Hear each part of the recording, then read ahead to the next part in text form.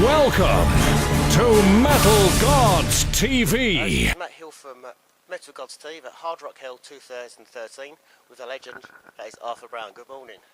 Good morning. I'm surprised to see that you're still alive after last night. Well, it was an exciting show. I thought it was amazing. Did you enjoy yourself last night? Yeah. And we were there for many hours afterwards, and it got very wild. Yeah, it was a good night, and very well organised, and everything was just as it should be.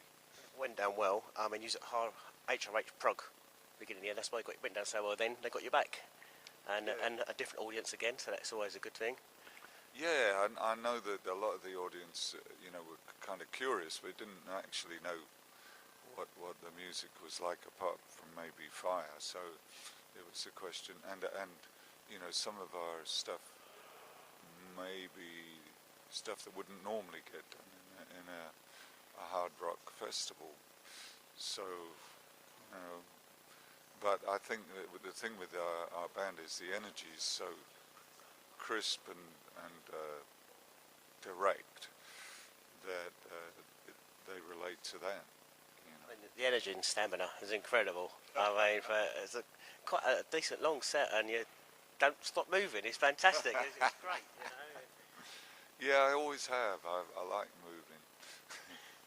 In fact, we did a test the other day with a brain machine we're using to create music, and the woman who's been exploring it for 15 years said, there's an amazing thing with you, because when we're measuring the brain waves, you're more relaxed standing up than you are sitting down.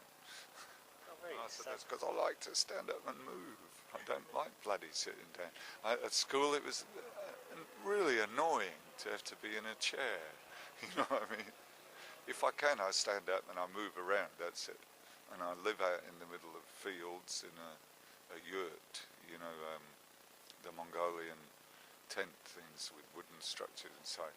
And I wake up when I open my door, there's an apple tree, and that's breakfast in the time of the year, and my back garden is the fields, and, so of course I like moving around and being out in the wilds. And do you go back home after this, or you got any more shows after last night, or are we done now for the year? We've got Germany and Sweden coming up in about 6 days. Then I go to Texas, and it's really to visit my son, but I lived there for about 16 years, and there's a lot of great musicians, so I always end up doing things over there. And then when we come back, we've got a lot of Europe, Russia, and of course another English tour. So we're well into next year, and a new album just coming out, so it's busy. The new album you brought out under the Pledge campaign, is that right? The music industry has changed so much since the late 60s, but I think this is great, exciting stuff. The Pledge thing, I think, is great. It's a sort of follow-on, from the 60s, like the internet is to computers. The Pledge is to the music business. It's like you take it into your own hands, and you have to, of course, come up with a lot of strange ideas for the Pledge to get people interested. But then you have to do it, otherwise the money goes back. So you suddenly go, I've got we had banquets, phone calls, ringtones, a day with the band or with the artist, and then all kind of one thing was the Fire helmet, one of the original Fire helmets. I'll sell that if we can make a new album. And but then you have to do it, and when I go back, one of the things I have to do is 10 pieces of artwork, illustrated texts. But it means that we've got now a fantastic album, and it's with the drummer from last night and our usual bass player. We cooperated on it, and it has music. Of course, the band has people in it from my age, 70, 71 actually, all the way down to 24, the guitarist. She's a fantastic guitarist. So, and a lot of the energy is 30 and under, so it involves big fat grooves, influences from dub and the modern, hip hop stuff, and back to the past, and it revisited kind of the essence of the crazy world, the balance of dark and light in the universe and everything, but brings in a lot of the modern situation. So I think it's a really great album. Musically, it's really diverse and brings in influences from all over the world. So yeah, I love the album. It's great. You've influenced so many people. A question from our viewers was Bruce Dickinson is from Wayne Tinian. Bruce Dickinson cited you as a massive influence on him. And how does that make you feel? Have you got influences yourself that you've drawn from them and it's been passed on? Oh yeah. I mean, I think that it's great to find where something apparently comes from, but if you look deeper, it's a whole channel of stuff going back for decades and decades. And I was influenced by all kinds of things: African Witch Doctor, travelogues on TV, Elvis Presley, Howlin' Wolf, James Brown,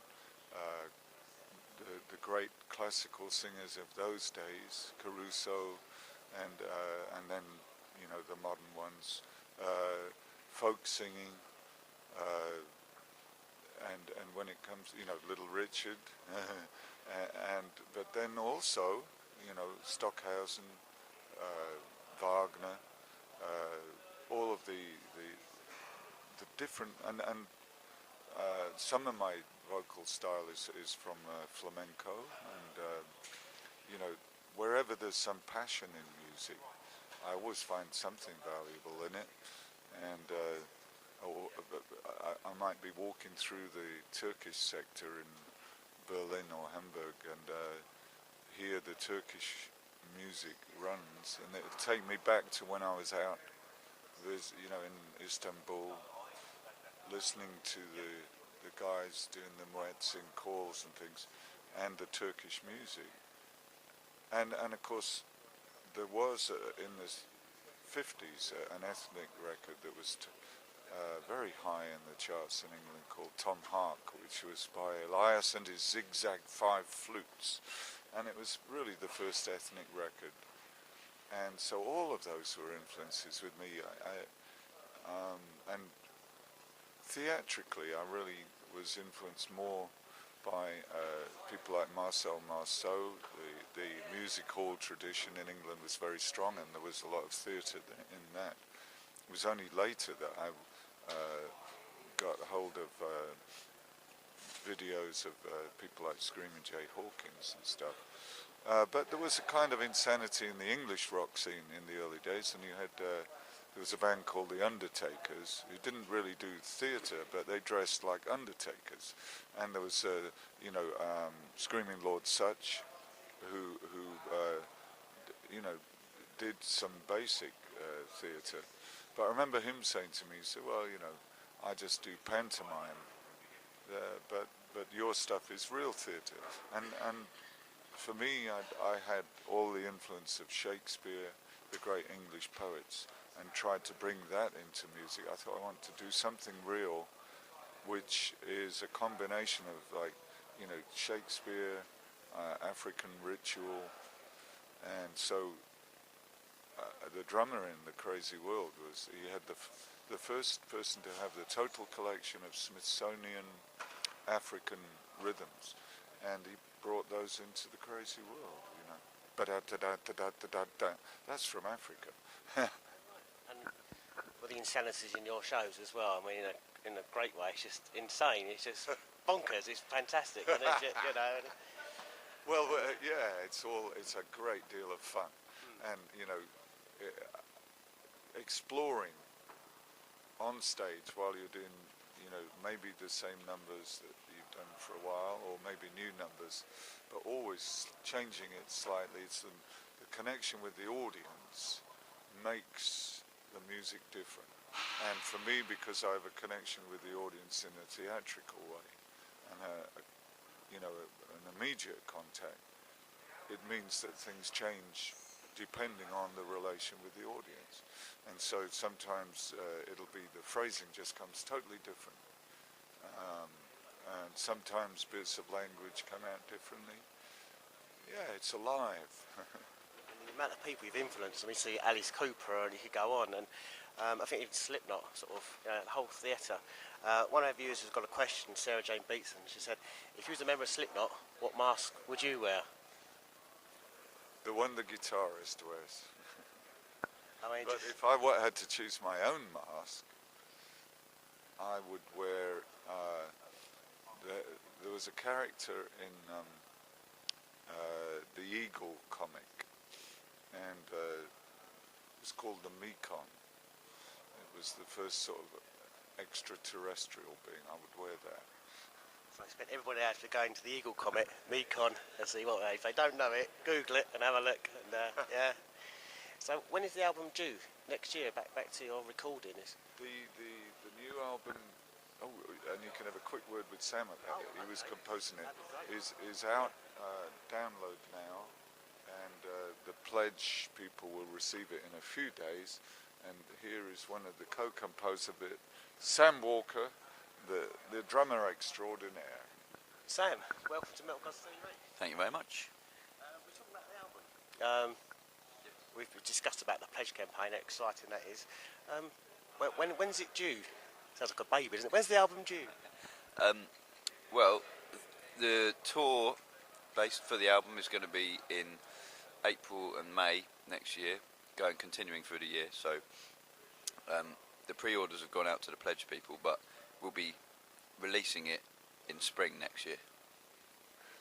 So we've got some exciting times next year from you guys. More shows, new music. That's good.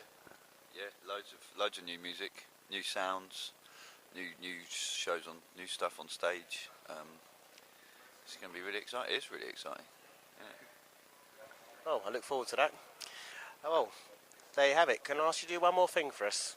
I bet you've asked this 1,000 times before, but there's one line that I'm sure everyone wants to hear you say. Can you do I am the God of Hellfire for Metal Gods TV, please, Arthur? Well, I have to focus and bring a great deal of psychic energy from different parts of the universe to do this, but let me see now. I am the God of Hellfire! Oh, and I bring you.